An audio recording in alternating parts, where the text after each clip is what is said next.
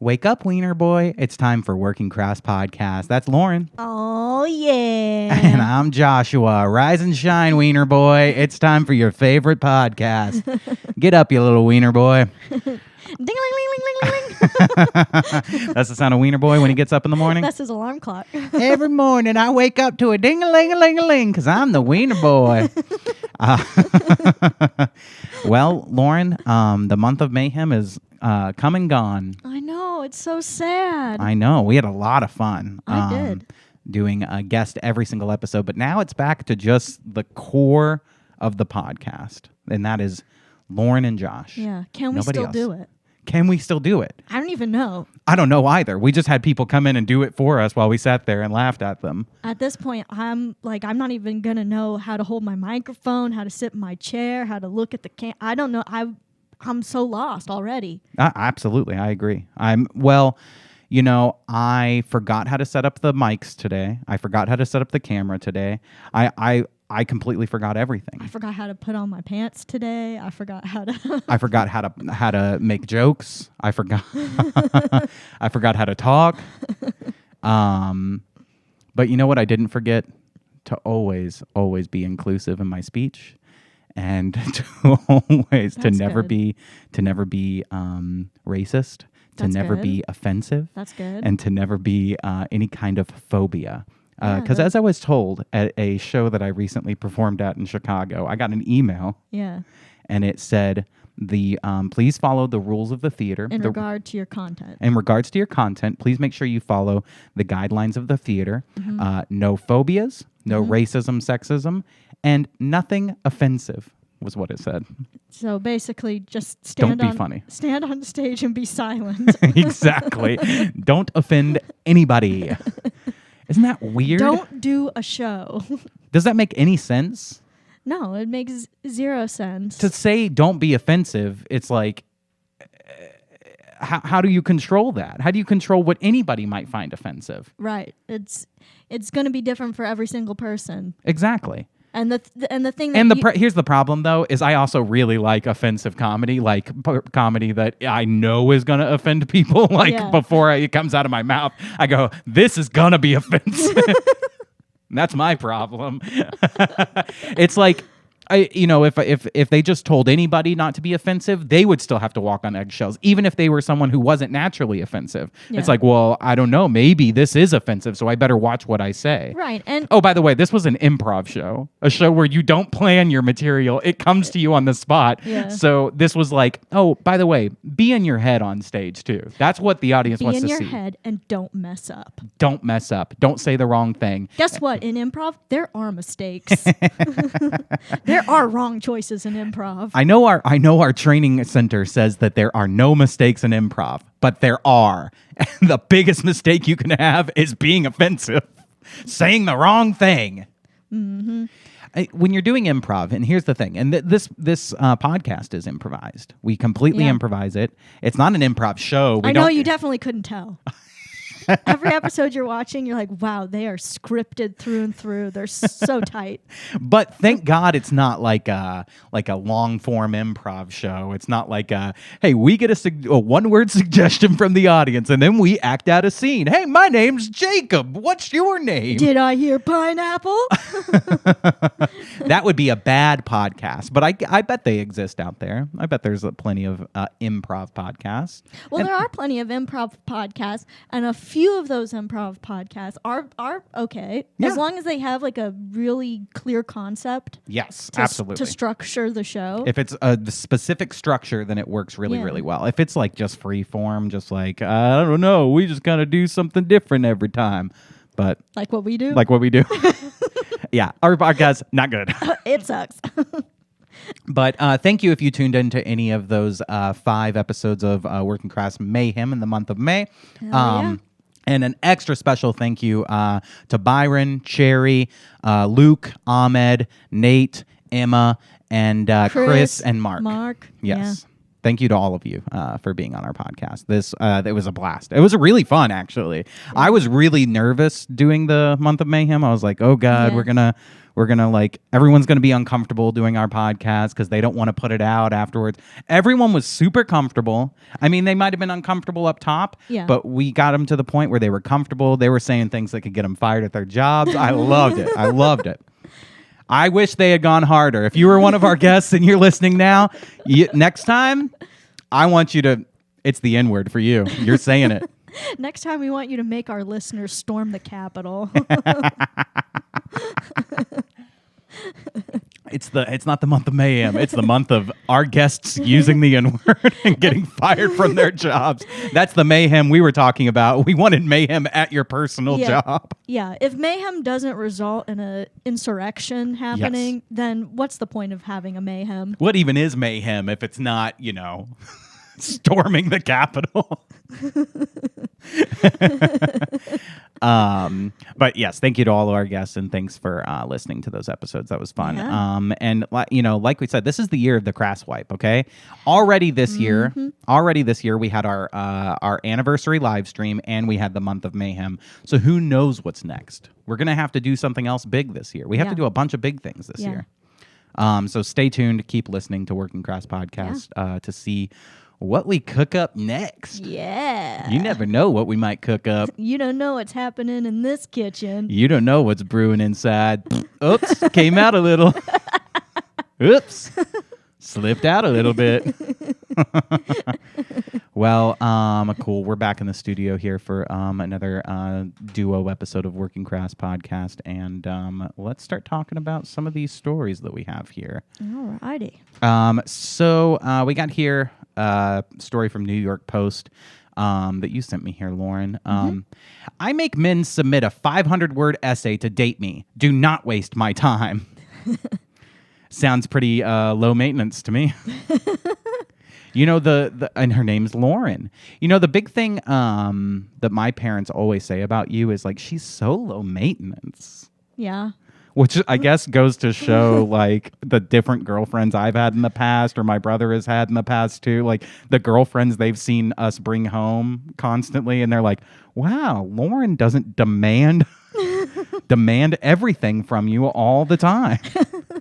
Lauren's so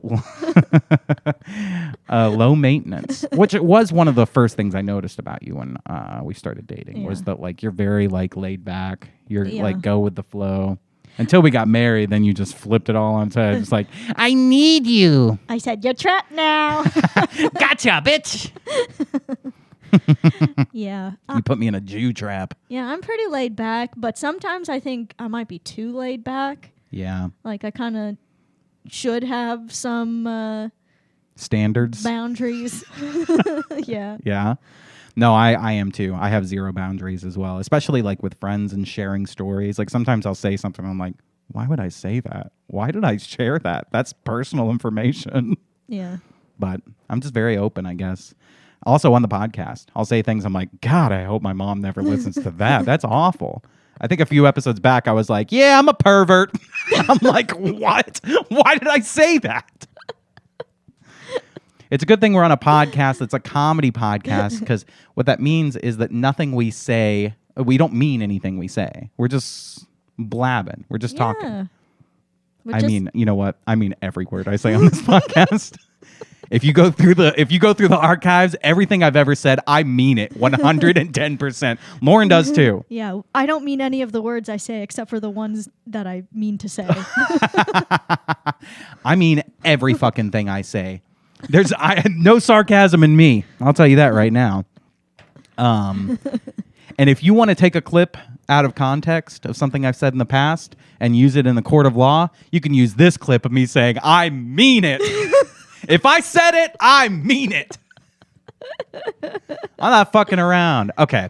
Anyway, let's go back to this story. I make men submit a 500-word essay to date me. Do not waste my time. It sounds good. This sounds like a good plan to get a boyfriend. Honestly, it kind of does. Like, do you want a boyfriend that like can't? I mean, 500's a lot of words. Like, I would say one page. I'd just say one page essay. I would say any man willing Yeah. to do this assignment, I would immediately rule out as a potential suitor.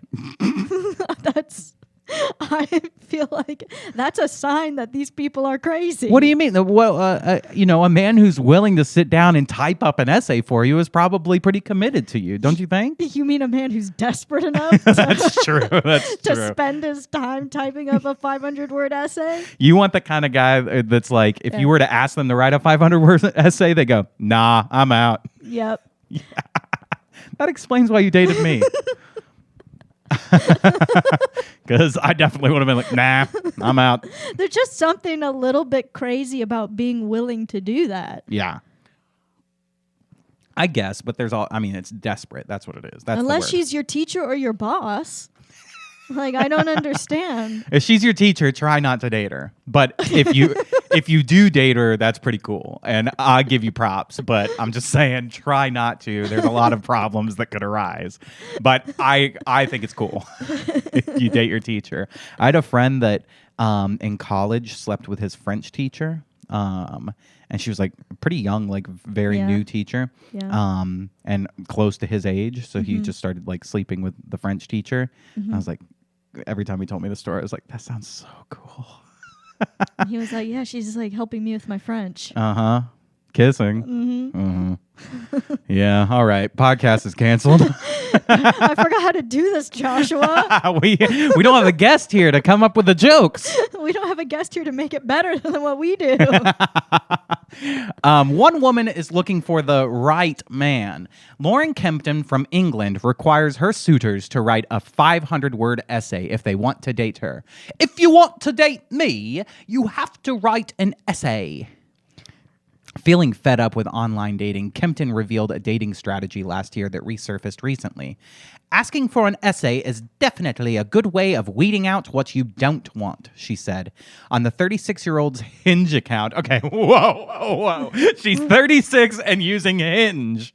There's different problems here. You don't need a 500-word essay. You just need a guy willing to date you at this point, right? Yeah. Who's not a creep. Yeah. And it's Hinge too. I don't know. There's already like that sends a red flag and sounds like maybe you're not necessarily at the status of where you can be asking for essay assignments. Yeah, you're not exactly sought after at that point. You're not like the key demographic for... You're not prime pickings. Yeah, exactly. Look here, Lauren Kempton, you ain't prime pickings. Ask Don Lemon. He'll explain it to you. On the 36-year-old's Hinge account, she made it clear if they wanted to have a chance with her, they must submit an application explaining how you will not waste any time. Because you can never waste time with me. I like wasting time with my significant other. That's something that I enjoy doing. Yeah. So we waste a lot of time. We waste a lot of time. Most of it's doing this podcast. Yeah, no, for me, most of it's Hogwarts Legacy, baby. I'm literally telling Lauren, like, hey, I can't do that later today. I'm busy. I have class at Hogwarts.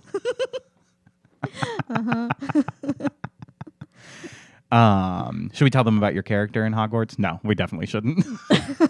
No. It shows you who they are and that they have read your profile and understand your humor, she quipped. They understand your humor if they sit down and write a 500-word essay. Yeah, your lack of humor. Your absence of humor. I was going to say the same thing. She initially added the requirement to her profile as a joke, but many bachelors took it seriously. Sure, it was a joke. Maybe she's doing this as a courtesy to her potential suitors. Like, she wants to prepare them for the AP Language Arts test. What if they're not going to college? Like, what if they're done with school? Doesn't matter. She wants them to be able to pass that test. You never know. They might decide to do it later on. It's not about you. It's not about me. I'm trying to help you. Here she is here. And I said earlier before we started, she has very tight lips. You see these like things around the lips? I don't understand, like I guess dimples. I guess you could call those dimples, but they're like pressure dimples. It's like you just had something those are called your lemon sucking dents. Lemon sucking dents. That's right. Those are her lemon sucking dents. And she has them in every photo, which is like, I don't know. This is a red flag for me. I mean, not asking for a 500-page essay or 500-word essay. 500 pages. That would be crazy. Honestly, if somebody wrote me 500 pages, yeah, I don't know. I might consider that. That's like they wrote a book for me. But there's something about the very tight lip. This is always a woman who's very high maintenance, which we already know because she's asking men to write 500-word essays about her. But every time you run into a girl with the really tight, and it's the way she smiles really tight. Like that's her smile. Like although, to be fair, she might not naturally smile like this. She might just smile like this for the camera. Like you, who when there's a camera, you cannot smile natural. That's not what you do. I'm telling you, actually smile at that camera. That's not a good smile. See, that's your natural smile when you laugh. When we're taking thumbnail pictures, I have to be like, no, Lauren, that's not a smile. That looks like you're being raped. Please fix it. Well, I am being raped when you take my photos. Right, I am. But no, I have resting worried face. You do. My eyebrows just naturally like make a concerned look like. Yeah. Yeah, you look like a kid who's pooping their pants and you ask them, are you pooping? And they go, no. No. Yeah. But that's a red flag to me, the really tight smile here. She says, people might think asking for an essay was full on of me, but that must be a British thing. People might think asking for an essay is full on of me, but it really was a bit of fun. I didn't expect someone to make so much effort. Yeah, you did. You asked them to do it. You have a whole article written about you on New York Post. Well, she did it it sounds like she did it as a joke first. Yeah. And then was surprised that people actually did it because there's a lot of men out there who are desperate and stupid. Yeah. And then she was like, well, if people are willing to do this, I'm just going to keep it going. I guess I'll keep doing it then. And now it's my thing. Yeah. That's what it turned into. Well, either way, if they write a 500-word essay, if they don't write a 500-word essay, you just don't got the goods, honey. One suitor went above and beyond, submitting a PowerPoint presentation with his detailed essay. He promised to reply swiftly to messages, not waste her time if there is no spark, and plan thoughtful dates. I would start by ensuring that any plans we made were kept to. Man, I can't read today. See, this is the problem. We did all these Mayhem episodes. I had the guest read for me the whole time. I forgot how to read, Lauren. I've forgotten how to read. That's what happens when you do a Mayhem. I know. When you host Mayhem, you forget, basic reading skills. If you're at home and listening, don't ever do a Mayhem. This is why we can't apply to be this woman's suitor, because after doing Mayhem, we also cannot write. I can't write anything. We can't identify letters. I had to write the descriptions of the episodes in Mayhem, and now I forgot how to write. I've forgotten how to write. I can't write. I can't read. My boy can't write. Boy can't read. Boy can't write. My boy can't write. My poor boy. He promised to reply swiftly to messages, blah, blah, blah, blah, blah. He says, I would start by ensuring that any plans we made were kept to. This would also include indoor and outdoor date plans, depending on the weather, time, cost, etc. This includes agreeing to a Harry Potter marathon, he wrote. I would rule this person out. Yeah, he likes Harry Potter. That means that he's transphobic. He supports J.K. Rowling. You can't like Harry Potter in 2023. Yeah. Rule number 1. You can't like Harry Potter. And no Harry Potter. And rule number 2, you can't be that into PowerPoint. That's absolutely correct. No PowerPoint, no Potter. No Power Potter either. And no Potter Point. Stupid. See, forgot how to make jokes. He mentions communication being a priority, which includes contact methods such as text, call, and FaceTime. Ugh. That would be a red flag for me.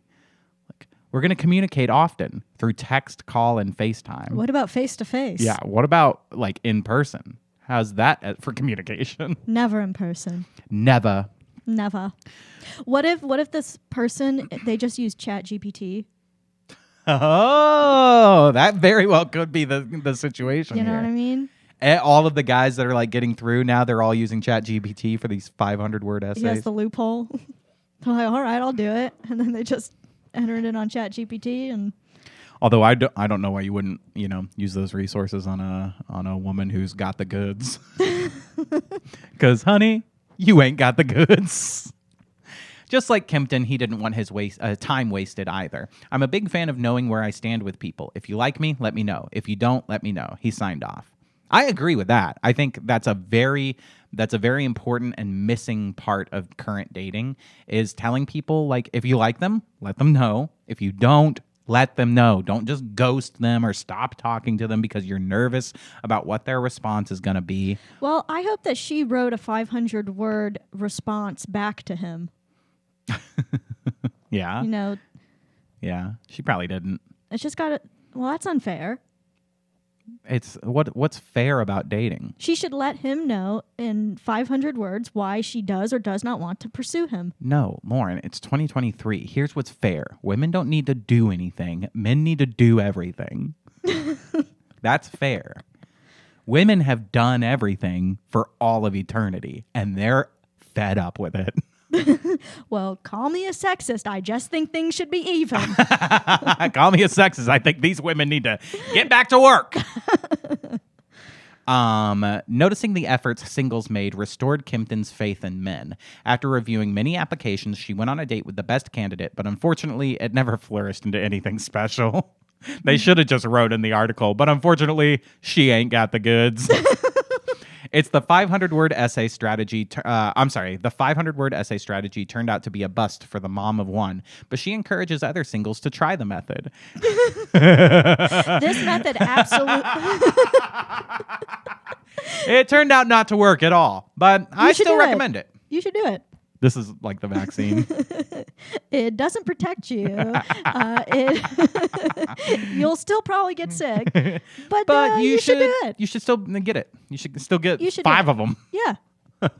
It's a good way of getting people to show their humorous side and spend a bit of time making an effort, shared Kempton. Relationship therapist Jamie Bronstein seconds Kempton's strategy. The challenge is always, how can I make myself stand out and show that I'm special? Asking for a 500-word essay is certainly a way to achieve that. Why not 250 words? Why 500 words? Why stop? That's a lot. I say, why stop at 500? Why not make it 10,000? 10,000 words. Why not make it a dissertation? With a full jury and everything, you have to defend your dissertation. Then once it's finalized, then it can go to the girl, and she can go denied. Mm-hmm. And you have to have a committee for your dissertation put together, and one person has to be a member outside of your university. If you don't go to a university, you cannot write a dissertation. You cannot date me. Mm-hmm. In life, you need to be bold and unique to get what you want. Kempton is simply asking the men to step up to the plate and show her some effort. Kempton has taken a step back from the dating scene. I've been single for 3 years now, and I've not found something I'm ready to settle down for, she added. I'm putting my energy into other things and thinking if it will happen, it will happen. Honestly, that's the energy that you should have had from the start. It's just like... We could have started from there, and then this article wouldn't have needed to be written. This article didn't need to be written. Hands down, 100%. Every article we've read on Working Crass podcast from episode 1 to now did not need to be written. Mm-hmm. They're all wastes of time. Mm-hmm. And somebody said this recently. I forget what podcast we were watching, but the whole the writer's strike, they're upset and worried that AI is going to come for their jobs and come for like their artistic writing jobs. Mm-hmm. And I don't think it is, because I don't think ChatGPT can realistically recreate what the human experience is. And so those things still need to tap if it's going to be good. Yeah. I mean, yes, ChatGPT could write Young Sheldon, right? It could write something shitty. Something that has like a very... What is the word I'm looking here for?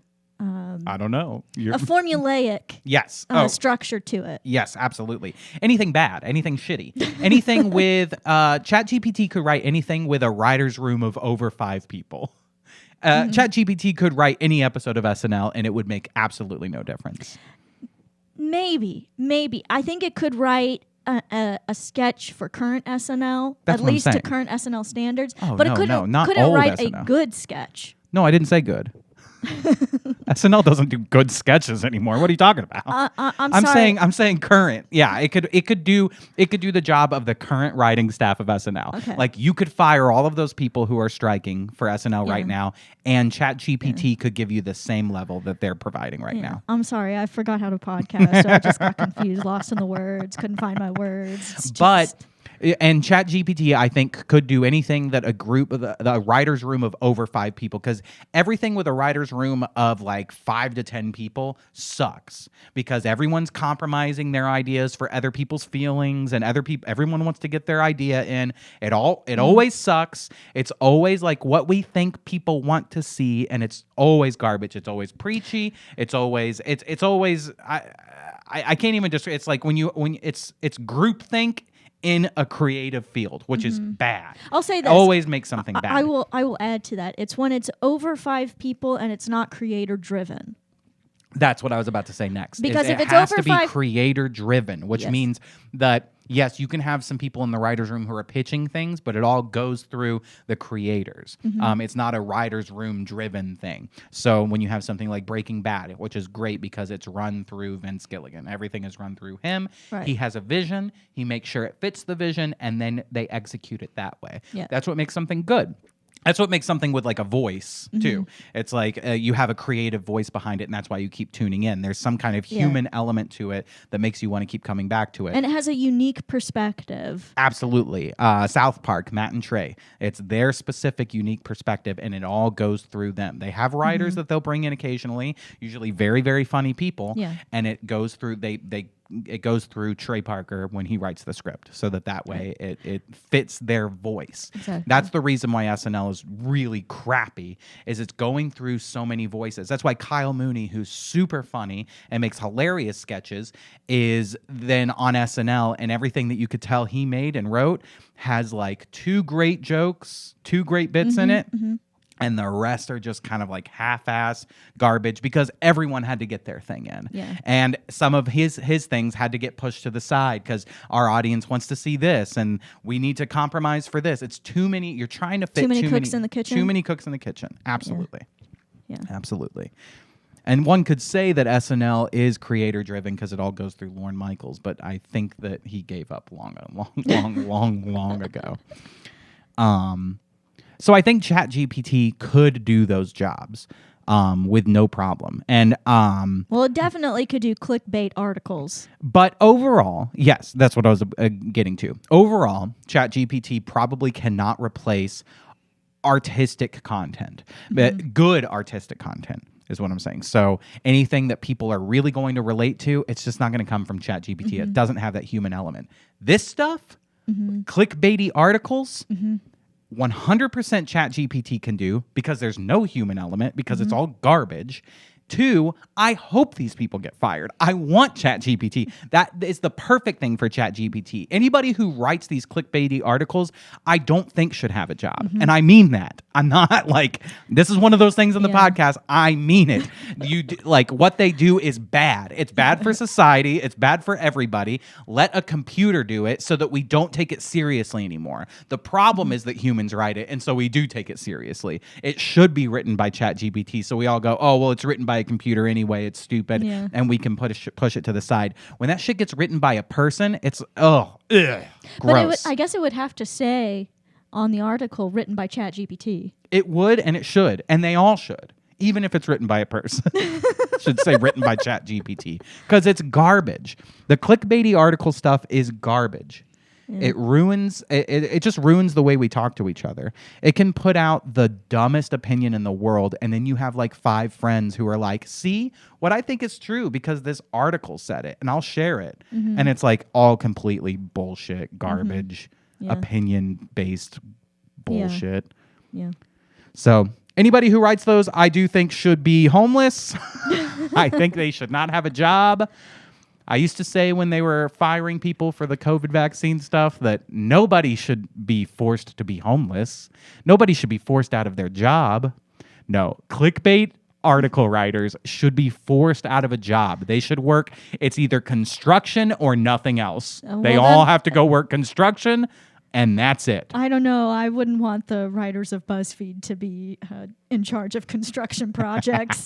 Those buildings are going to collapse to the ground. I trust the foremans to fire them swiftly. If you're a foreman out there in this great country, the United States of America, I trust you. I trust you. All right, cool. Let's go to the next article here. Next. Women are wearing a safety layer over their outfits in public to deter creepy men, with many labeling it sad but necessary. Mm-hmm. Ray Hershey from New York. Oh, no, I'm sorry. Hersey, not Hershey, but, you know. But just as sweet. Just as sweet. And just as sweet, too. Ray Hersey from New York revealed her Subway shirt hack on TikTok. The clip resonated with other women, with some saying they do the same. Women are wearing safety layers over their outfits to deter creepy men, with many labeling it sad but necessary. I'm not opposed to that idea.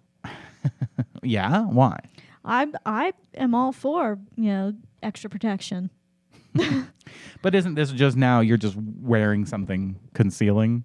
Like, it's like, okay, I can still dress slutty, but I'm going to put something that covers me up on top of it. Then wear something that covers you up. Oh, I thought it was like they're wearing like old Greg outfits. No. Like the full, just raggedy, jungle ratty. Like they're they're wearing jungle vines. Like they crawled out of York. a swamp. She captioned the clip. That's what I thought it was. And I was like, I think that's great. That would be women are dressing as swamp people to deter creepy men. Well, that's an idea. Well, I'm adding to this. I'm going to say, let's dress like swamp creatures. So on the viral video, she wrote, "When you arrive at your destination and can take off your Subway shirt." The clip showed the content creator in a cafe removing a coat and white shirt to reveal a black top with cutout detail. So here she is here. When you arrive at your destination and can take off your Subway shirt. So basically what she's saying is like, when I'm on the subway, I can't wear this. But when I'm at the coffee shop, there's no creeps, so I can wear this. I hope it's an actual like Subway uniform. Like, yeah. Like she's dressed as a sandwich artist on the subway. Oh, she's dressed like she works at Subway Eat Fresh. Yeah. On the subway. Yeah. Why do you hope that? Because I just think that's funny. It's like, this is my Subway shirt, and that's why people don't come up to me on the train. I think, and I don't think you understand what's happening here. The two things you've described, okay, most women, and keep in mind, because we say this a lot. When I say most women, I don't mean you. And I never mean you when I'm talking about most women. I wish you did. Okay. Well, you're just not most women. I'm sorry. I wish you did too. Most women enjoy dressing slutty. I know you don't, but most women enjoy showing off a little skin and looking a little scandalous. But their problem is that creepy guys stare at them because they're showing off their body parts. Because as a man, and I can attest, when someone is showing off their body parts, I go, ooh, body parts. And I want to look at them. Like, it's impossible. I think it's impossible for men not to look. So you're saying these women are dressing like me avoid getting hit on the getting subway. Looked at and hit on. That's correct. They're like, Lauren. What's in Lauren's closet? We're going to wear that. Men are dressing more like you, so that way they don't get hit on. Men are dressing more like me. No, I'm sorry. Women are dressing more like you, so that way men won't think they're hot. Wait, that didn't come out right either. They're wearing exactly what I wore in middle school every day, which is flannel shirt, basketball shorts, and Birkenstocks. And you wore that to deter creepy men, right? I wore it because I was like, this is hella comfortable. Ugh. It wasn't until you told me that... it's ugly? Yeah. That I realized that. I did not know. The TikTok resonated with many people, as many rushed to the comments to reveal they do the same thing to shield themselves from unwanted attention. One person wrote, "fashion safety layer." Another said, "the men blocker." See, could ChatGPT not do this? ChatGPT could easily do this. You write an article, and all the article is someone posted this on TikTok. Here's what they captioned it. Here's what someone commented. Here's what someone else commented. That's your story. Yeah. That's journalism. Ugh, it's garbage. Another said, I call it my summer jacket, any thin fabric large garment to cover my figure until I'm safely inside. But it's like when you're inside somewhere, like why wear the why wear the slutty thing? If you have to cover it up everywhere you go, why not just stop dressing like a slut? Yeah, sure. I'm just like realizing I'm wearing summer jackets. Oh my God. I might be trendy. Look. For once in my life, I might be Lauren, I'm just style.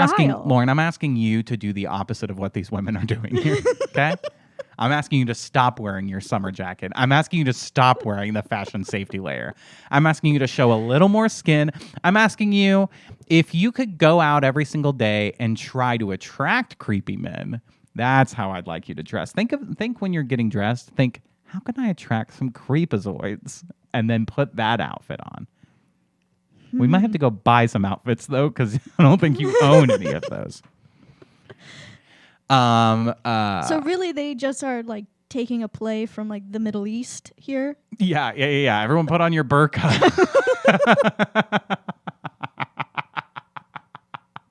And that might be a part of why they wear that, right? Is because you know the men feel a little too uncomfortable when they see a little bit of ankle or they see a little bit of arm. They feel very a wrist. I mean, well, they say it's like a modesty thing. It's so that you're not revealing yourself to strange men, but only the man in your life that has meaning.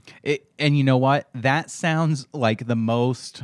That sounds like the most Lauren thing ever. Well, yes. But it also sounds like the most in line with, I think, like the reality of how just strangers who are men think. Like I do, like they're saying, okay, you cover yourself completely in our religion because you don't want to be immodest, and men will think of you as that's like I think most men. As soon as you see any skin, there's something in your head that goes skin, ooh, skin, look, woman, skin. I mean, I wish I could control that better. I can't, and I don't think any man can. And any man who says he can, any man who's just like, hey, maybe you just don't objectify her, is a bullshitting liar who's trying to have sex. Well, they're saying that out loud, but inside their head, they're still screaming skin. Skin. And those guys, after they say skin, they're like, and I want to wear it like a jacket. That's also what's going on in their heads. Absolutely. Now, I'm not saying because somebody could take what I just said and say, oh, that's rape culture. No, I don't think anybody should assault anyone. I don't think anybody should touch you if you didn't allow them or give your consent to be touched. You need to be realistic about what is going on in most men's heads, and men do need to learn how to control that thought in their head, but don't pretend like that's not there in every single man ever. Yeah. Ever. I mean, even your own, if you're like a hot girl out there that like dresses real scandalously, shows a lot of skin, your own father, when he sees you, there's something in his head that goes skin, and he has to go like, that's my daughter, and that's why he gets so mad when you wear that out. It's that danger. Yeah, exactly. But that's why he gets so furious. You know, put on an extra layer of clothes, because he recognizes that in his head that little alarm goes off that there's skin somewhere, and he knows every guy out in the world that you're about to go interact with has the same thought, and he's trying to protect you. But the thought's still there. No matter what, it is the reptilian brain of a man that sees the skin of a woman and goes, wiener alert, and then the wiener starts to come out and goes, rah, rah, rah. That's the sound. That's the alert. What was ding-a-ling-a-ling-a-ling? Wiener boy, time to get up. And once again, we're not making any sort of moral judgments on that. We're just stating that is the reality. Everything I say on this podcast, I mean it 110%. No, I'm just joking. Someone else wrote, LOL, I have an Uber shirt I wear, while others who hadn't heard of the trend expressed how sad but necessary it is to cover up unwelcome stares. I just never realized there were other clothing items that weren't Uber shirts. Oh my God, All Lauren. of my shirts are Uber shirts. Oh my God, Lauren, please. Please, just put on like a tank top. Just put on like a crop top. You know the thing that like shows your belly? The girls wear and they show their belly button. And I'm always like, but I like the feeling of fabric covering my belly. But why? Most people like the feeling of the wind coming by. It's soft, and I feel swaddled and in a cocoon of plaid. If I could always wear a Snuggie. What are the complete like? I love Snuggies. Yeah. I used to have one. Oh my God! What are the Snuggie is like a blanket that covers and you have like the arms. What is the thing that's like a full, almost like a pajama like suit or onesie? A onesie. Yeah. No, I don't like those. I don't like onesies. Too much skin. No, too hard to go to the bathroom. That's true. I don't like being in the bathroom and you have to like rip off your entire ensemble. You're supposed to poop in onesies. True. Has anyone invented the onesie with the poop sack? I think they're already built in, right? Like that's. No, Lauren, those are the legs. Oh, my bad. Those aren't two poop sacks? I was like, 2 poop sacks for the price of one. Gross. One person wrote, this is so sad, but I totally understand. Someone else said, sad but necessary. Another said, I've seen another video about a Subway shirt, so the fact that this is common is so sad. I hope that's what people say when they see me on the train. They're just thinking it's sad but necessary. Sad. So sad. Sad. Wish we were safe. Sad but necessary. It's not sad. It's just reality. The necessary part I agree with. Yeah. You should, like... Not show complete I don't know. Part of it. It's always sad to think you don't live in a completely perfect world. Yeah, it's always sad to think that you don't live in your perfect utopia. That's the other thing is like everyone believes that if you just or I don't know, not everyone, but these people believe that the world would be a better place if we all just pretended it was utopia, but it's not. It's like that's not. Yeah. The truth is that there will always be creepy guys forever, and it's not sad. It's not a problem. It's literally. It just is what it is. It is what it is. It is evolution. It's on purpose. It's biology. It's because men are. It's because the entire biological purpose is recreation and procreation, and it's about having sex. It's about sexual attraction. Unfortunately. It's unfortunate, but that's the case. Yeah. And everything else is just denial of that fact. Anyway. She captioned the clip, now that it's finally getting warmer in New York, this is your reminder to always wear a Subway shirt/jacket over your cute outfit to protect yourself. But I'm just like, where are you going that you're going to take it off? Are there not creepy guys where you go when you end up taking it off? Here's a dude commenting. It's sad you have to do that. People suck. Yeah, he looks at you when you take it off. He immediately looks at you. This guy jerked off to the video as soon as she took off the portion. He's like, oh, so much skin. His name is Senor Monkey Pants. Exactly, exactly. Here's another dude. Yep, lots of crazies on the trains. Smart bae. He wants to fuck. Now, I can't tell if this is a guy or a woman, but I think that's a woman. Oh, okay. You think Bukhoki is a woman? Yes. Bukhoki? To protect against the pervs. Anyway. Yep. I understand. I understand that you want to wear whatever you want and you want to live in a utopia fantasy world where no one ever makes you feel uncomfortable. Here's the other thing. Why are you wearing the skimpy outfit? I just don't think what they're wearing over it is all that off-putting. I think they should follow, my idea and dress like a swamp creature. I think they should put on a onesie and poop in the pockets, in the 2 poop pockets. That'll keep people away because of the stink, not just the look, the stench. But no, I'm asking why did they dress in revealing clothing in the first place? Can you answer that question for me? Do you know? I don't know because it's so far from what I wear. So I don't know. Well, maybe they think they look good, you know? They just like it. They think it looks good. I guess as a man, I can never understand that. I think most men don't understand that. When women say that, because women say it all the time. Well, it's like, I dress this way because I want to look cute, and it makes me look cute. It makes me look good. Well, it's like, as a man, I don't dress any way except for attraction. That is the only reason I even put clothes on in the morning. When I say they dress that way because they say they feel like it looks good on them, what it means is they think they look better than other women out there. Sure, but what's the purpose of looking better than other women? To prove that you're the hottest. And what would be the purpose or the benefit of being the hottest? Duh. I can't podcast anymore, Joshua. The benefit of being hotter than the other women is that you are a more viable mate to men that you're attracted to, which is okay. It's okay to say, I dress this way because I'm trying to attract a guy that I want, a guy that I'm attracted to. Or compete with other women around you. Compete with other women around me for another mate. Totally fine. That and also I don't want to say, it's just women. Women might dress cute so that they can attract another woman if they're a lesbian. That's fine too. It's about attracting a mate. Okay, it's about attracting somebody else. That's the reason why you dress a little more. What's the word? Revealing, I guess. Yeah, but you can justify it however you want. Absolutely.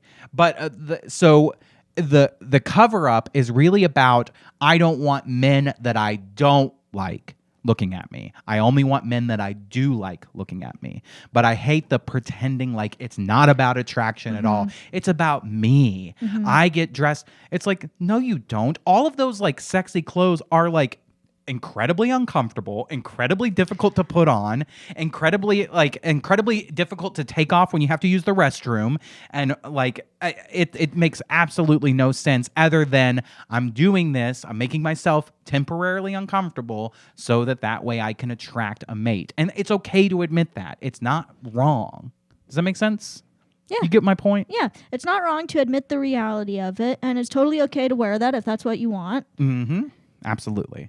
But don't act like, I'm doing it for me. It's for you to attract a mate, but it's not like, I put it on because it makes me feel some way. I'm not buying it. Yeah. And maybe it's because I'm a man and no man does that. Well, maybe you should. Maybe you should start. If I was going to dress for the way I would wear my pajamas, this is the thing is like the same with women. Like when you would dress comfortably, you would dress as comfortably as possible. And then you would go out and you would look like shit because you didn't put makeup on or anything. Like the whole thing is like, you don't want to if it was for you, you would be as comfortable as possible. And comfort and sexy do not go together. Comfort and sexy are not the same thing. Wow, I'm learning a lot today. I'm learning a lot. Oh my God. I'm learning a lot. Although I think a woman when she's comfortable does look real. Like I like when a girl's wearing like comfortable shorts and like pajama pants or whatever, and like a tank top or whatever. That I think that's cute. I think when you're in your pajamas, you look very cute and you look comfortable. And I every girl I've ever dated, I always liked like when you look comfortable. I think that's good. But not all men are like that. And that's not even what we're talking about. We're not talking about women who are covering up their pajamas on the train. We're talking about women who are covering up, I have like pasties on and my tits are just half out.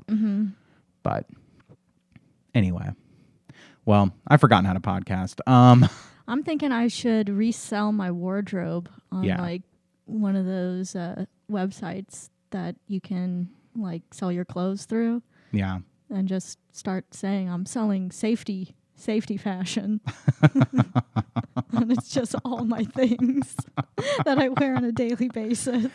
I can't tell if this is still a comedy podcast or if I've gone way too deep into the this is my opinion on this. Let me tell you, women are like this, men are like this. Am I too much of an Andrew Tate this episode? Let me say something. In this podcast, I never mean what I say. I know earlier you probably saw a clip where I said that I mean everything I say. I don't mean a damn word I say on this podcast. And he did say that you could clip that part out and use it against him in a court of law, but don't do that. Throw that to the side because I don't do that. And that was when he was making a ha-ha. Yeah, and also I didn't mean that when I said it. No, I don't mean never. anything I say on this podcast. No. And if you're ever in a court of law, use this clip to defend me, not yourself. Anyway, let's move on to some plugs and ad read here. I know we didn't pull up the ad reads, but I already have one ready to go. So yeah. So now I will say thank you for listening to Working Crass Podcast. The best way to support us right now is to subscribe to our YouTube channel. I'm going to give you a simple, direct thing to do. For a while here, all I care about is subscribe to that YouTube channel. That's the best way to support us because that is our best chance of getting monetized so that then we can build this podcast into something bigger. Please, if you are listening to the podcast, if you're a fan of the podcast and you're not already subscribed, it's as simple as going over to our channel, clicking that subscribe button, and click that notification bell too. It really, really, really, really would help us out if you enjoy our podcast. Have your friends do it too. And so, yeah, let's keep it at that. Patreon coming soon, by the way. Yeah. It's gonna be exciting. I know. I hope that people sign up for the Patreon, even if it's just a couple people. It's more money than we're making currently, which is zero. We're spending our own money, so we're in the hole from this podcast. So yeah, but I'm excited for the Patreon because I think we're gonna do some really cool things. Yeah, we said we were going to talk a little bit about that here and some planning because we have some different tiers that we want to do. Like, I think, we're definitely going to do what the other comedy podcasts do, which is you're going to get, the normal episode that comes out on YouTube every week, and you're going to get a bonus episode, which we're going to feel a little more free to talk about ourselves. Maybe you'll find out our last names if you haven't already. And talk about our personal lives a little bit more, but also joke in a way that might be a little more offensive. we might break the theater rules here in Chicago and say things that are offensive. But if we haven't already been every episode on YouTube, but yeah, we want the Patreon to be a place where you can, where we can let loose and not have to worry about, it's only going out to people who are paying us, which is great. We'll probably have a really low tier where, that's just the audio only of the episodes. We'll have a middle tier where you can watch the video and audio. And you'll also get some bonus stuff as well. We talked about some nudes, I think, of you. Did we talk about that? Yeah. And you're down? Yeah. You're going to be wearing just basketball shorts and Birkenstocks and giant button-down T-shirts. Yeah. Yep. It's going to be hot, folks. A hot Patreon. But yeah, so that'll be really fun. Keep an eye on that, or keep an eye out for that over on our Instagram at Working Crass Pod. But more importantly than all of that, subscribe to our YouTube. This episode of Working Crass Podcast is sponsored by Onesies with Poop Pockets. That's right, folks. Onesies are great. They're so comfortable, and it's just a great thing to sleep in. But sometimes they're snuggly, they're cuddly. You just want to fall right to sleep when you put on a onesie. It feels so nice on your little toesies too. It takes you back to childhood. It's so sweet and nice. But here's the problem: is with a onesie, if you have to go doo-doo, if you got to take a little number tutu, you know what I'm saying? I know what you're saying. Not all onesies have the little butt flap. Okay, those really only exist in cartoons and for infants. Yeah, it really only exists like in A Christmas Story or whatever those old movies where people have onesies. No, this onesie with poop flaps has poop. Did I say poop flaps? I'm sorry. Poop pockets. Poop pockets. That's right. This is a onesie with poop pockets. You have to be really specific about how the garment is put together. So the poop pockets, we were making a joke earlier where it's the legs. No, this onesie actually has 3 poop pockets out your butt. So it kind of looks like cow udders. Out of your backside. But it just kind of hangs down. It dangles down. Ooh. If you got to take a poo-poo, drop it on in. There are scientific grade smell sacks. Now, these smell sacks inside of the poop pockets are going to make sure that poop does not, the smell of the poop doesn't come up and out for the other people. So you could leave a turd in there for up to 48 hours and no one's going to smell a thing thanks to these NASA-approved smell sacks inside of the poop pockets. We went to NASA. We invented this, by the way. Yeah. This is a Working Crass original. We went to NASA and we said, stop working on those goddamn flying machines and get to work on the smell sacks for our poop pockets. We said, bring that rover home and start getting to work on them smell sacks. And they said, poop pockets? And we said, yes. We said, have you ever wanted to take a big old crap in your onesie on a Christmas morning? And NASA said, tell me more. And those fucking nerds got to work on our smell sacks. So, folks, if you want a onesie that you can sleep comfortably in and poop comfortably in, go ahead and head on over to pooppockets.com. Use promo code WorkingCrass for 20% off those poop pockets. Treat your little tushy right. Treat your little tushy and the rest of your body right. Cool. Let's move on to this one here. Unless we want to just go straight to Am I the Asshole? We've done about an hour. What do you think? Let's go to the Am I the Asshole?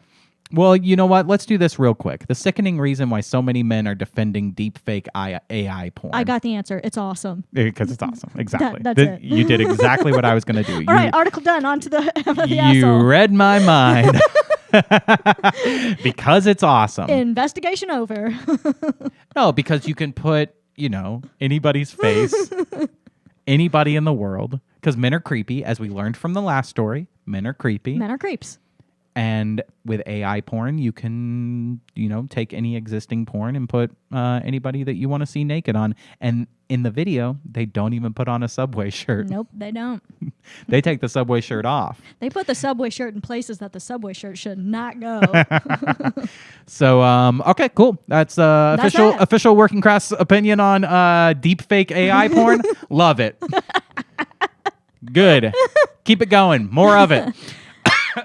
If anyone can make AI porn of us, by the way, that's hilarious. And please do it. I don't think it could happen because in our podcast, we hold our mics. So the video, there's always mics on our face. So I don't think anybody who made AI porn of us, it would look like this would be there on our mouths because all of the AI footage they would feed it would be our podcast. They're just going to put giant dongs where the microphones are. Oh, you're right. They could just replace them with giant black dicks. See, I was thinking if someone made AI porn of us, they would make us having sex. I didn't realize that they would just have us both sucking black dicks. I think that's what it would be. Yeah. And I'm not sure I want that out in the world. I want it. Go ahead and send it directly to me. Josh has got a file on his computer for that. Anyway, let's wrap this episode up with what we always love to do, and that is Am I the Asshole from Reddit. Am I the asshole for taking... Yeah, okay. Oh my God, we forgot how to do Am I the Assholes? No, it's just that they wrote this badly. Look, am I the asshole for revoking my daughter's driving privileges? I thought I was reading it wrong because it made no sense. You thought this was mayhem. You thought this was mayhem, hurting our brains, but... No, it's just a bad writer. Oh, okay. So... Woo! Let's try this again. Am I the asshole for revoking my daughter's driving privileges after finding out she is using 2 feet? My daughter... 2 feet to drive or just 2 feet in general, to walk with? I think to drive. We are a 3-footed family. Your daddy was a 3-footer. Your mama was a 3-footer. Your great-great-granddaddy was a 6-footer. But we don't talk about him. My daughter is in the process of navigating the roads as a new driver. She began studying for and got her permit when she was 15 and had since been receiving driving lessons from my ex-husband. She passed her driving test, written and physical portion, and is an outstanding student. So my ex and I decided to give her a car as her 16th birthday gift after receiving her license. Well, that's nice. Growing up, my dad was the one who taught me and my siblings how to ride a bike and later how to drive. It's a fond memory I have of him. So I decided to let her father handle the driving lessons / teaching business so they could have that as well. Apparently during these lessons, my daughter started off by using both of her feet, right foot for the gas, left for the brake. She continued to drive this way for a while, even passing her test this way.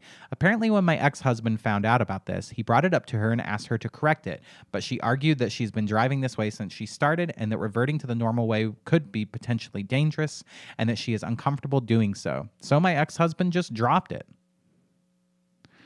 What do you think so far? Do you, because you're afraid of driving. You're afraid of driving. You're afraid of driving and you don't drive. Driving. I'm afraid of drawing. I'm afraid of not wearing my subway shirt on the subway. Right now, at this point in the story, I'm kind of just like, well, if that's the way she learned to do it and she does that safely, then why does it matter? She's already doing better than I am. You cannot drive like that. It's not okay. Yeah, you cannot drive like that. Why? Because if in a quick last minute situation, you can't have your foot on the gas and the brakes at the same time. It's like it's not the way you drive. And also, I'm pretty sure that whoever did her driving test could get like fired for not like pointing that out. Maybe I'm wrong. Maybe there's like a lot of people that do it and we just don't know and don't care. But I'm pretty sure you cannot drive like that. I have no idea. I just think if that's the way you learn to do it and you're doing it and it's not dangerous. I think it's dangerous. I think it's very dangerous. I, however, was extremely concerned when I found this out via her dad during casual conversation. I asked him if he thought this was appropriate, and he said he saw nothing wrong and that she was a good driver. I disagreed and told him this was unsafe and that I would be having a chat with our daughter once she arrived home from school. She did. I asked her to sit down and tried to explain to her the dangers of what she is doing. Wear and tear on the brakes. Oh, that's another important thing. Potentially pressing the, because you could potentially be putting gas on while you're doing the brakes at the same time when you're using 2 feet like that. And that's dangerous. That does wear on your brakes after a period of time. Potentially pressing the wrong pedal in a split-second emergency situation, which is exactly what I said. Not to mention the higher chance of having your foot on the brake the entire time, which is not only annoying to other drivers with them not being able to know whether you're actually braking or not, and again, dangerous. I feel like there's more reasons than that. I feel like there's probably better reasons, but maybe that's just me. Like, I like the rules. I want the rules to be followed. And maybe that's just my mind's like, yeah, you have to have 1 foot on one and 1 on the other. And then you don't actually. Yeah. Maybe I'm just stuck in my ways. I think you just need to loosey-goosey it here. Huh. Interesting. I asked her to please take these points into consideration and change her method of driving, to which she argued the only real danger would be forcing her to switch to only using 1 foot for both pedals after driving this way for so long. I told her she has only been driving for about a year more or less, and the same way she learned with 2, she could learn with 1, to which she flat out refused. After our conversation and her refusal, I took her keys and told her I would be taking her to school from now on and wherever else need be. She was upset and called her dad, who called me to tell me I'm an asshole and being controlling. He reminded me that her driving record is fine the way she's driving thus far, but it's only been a year, and that she will resent me for this. So am I the asshole? I don't want to come off as controlling, and I definitely don't want my daughter to resent me over this. I'm genuinely concerned for her safety over this, and I'm not sure what to do now. And she edited to say it's an automatic, and she also edited to say that the age of the daughter is 16. What do you think, Lauren? For me personally, I need to know more about the dangers of driving with 2 feet to know if she's an asshole or not. I mean, I've seen a TLC thing. I'm pretty sure it was TLC where they had like a person who like a 800-pound person driving. Yeah. No, I think I saw someone who like was born without arms or something, and they drive with their 2 feet up on the steering wheel. Is that dangerous? How do they push the gas and stuff? They fart? Don't They take a shit and it falls and hits the right thing every time? Well, they're wearing the working Crass poop pocket onesies. And the turds fall down and it's like a little weight at the bottom.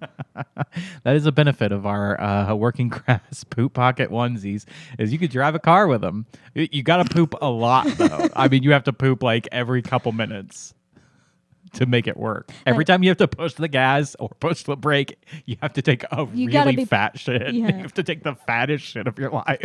If you need to be pushing on the brakes, you need to be pushing with your anus. And that's why the poop pocket onesie comes with a lifetime supply of laxatives. God damn, it took way too long to get that out. I forgot how to do the podcast. Mayhem has ruined this podcast. We will never have a guest episode again. You know what? Cancel the Patreon. We're not doing it. This person says, not the asshole. You're considering her safety and the safety of others on the road. But how? I want to know like exactly what the dangers are. Yeah, just because she's comfortable doing it doesn't make it safe. But why is it unsafe? Somebody give me like the scientific reason. I'm certain if the person she took her driving test knew she was driving this way, she would not have passed. That's what I was thinking, too. I've had a friend drive like that and got told to fix their feet before the car even started moving. End of story, not the asshole. This is an idiotic way of driving. This person says absolutely untrue. There's no legal or regulatory ban against driving two-footed. A DMV tester has no authority to fail a test or fail a driver over using 2 feet. There you go. If somebody posted it on Reddit, must be true. This person says, I had a DMV driver fail my cousin because young people need to learn that you don't always succeed on your first try. Then they can do whatever the fuck they want as a DMV tester. I'm guessing your cousin just told you that. That's funny. I mean, I went to what I would consider the redneck school of driving. Yeah, that's right. Didn't that lady like have you stop? Yeah, the lady who was my primary driving instructor, she would always have us drive to the nearest gas station so she could get scratch-off lotto tickets and smoke a cigarette. And she would have us stop pretty frequently so that she could get out and smoke. And she would come back in and ask us if she smelled. Yeah. Yeah. But also, everybody who worked at that driving school, maximum had like 6 teeth. Jesus. Like, Jesus. This should be like a requirement if you're going to drive to have at least a normal amount of teeth. I'm pretty sure the people running that driving school were all just meth addicts.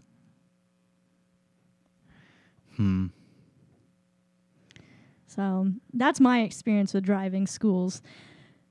And to this day, I'm terrified to be behind the wheel. It looks like, and I'm sorry, I'm kind of researching this at the same time here, but it looks like this is like debatable. There's like debate between people as to whether driving with 2 feet is actually way more dangerous or not, as long as you're doing it correctly. Yeah.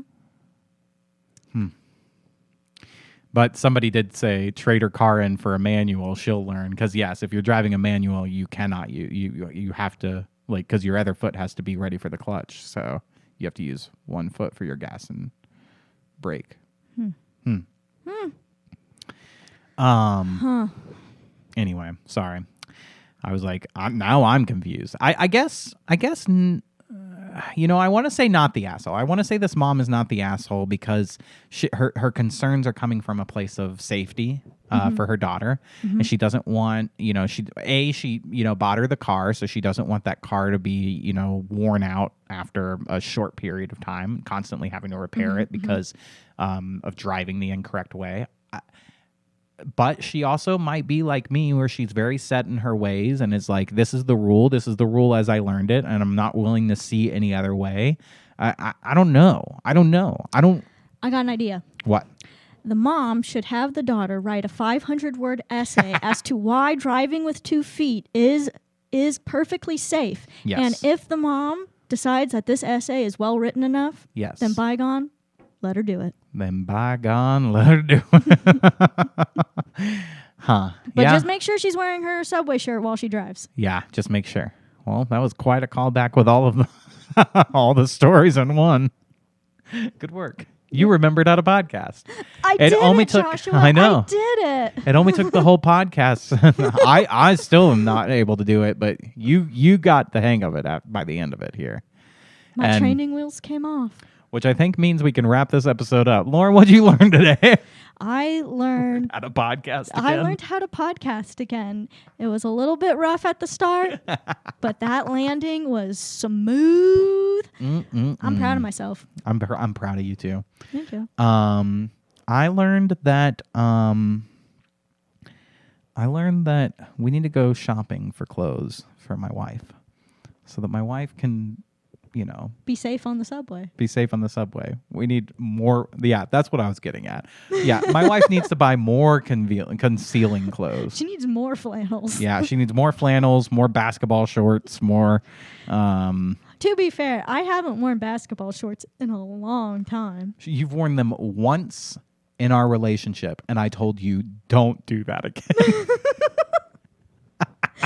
I didn't say it demanding like that. No, he did not say it like that. But I just said I'd divorce you if you wear them again. Yeah.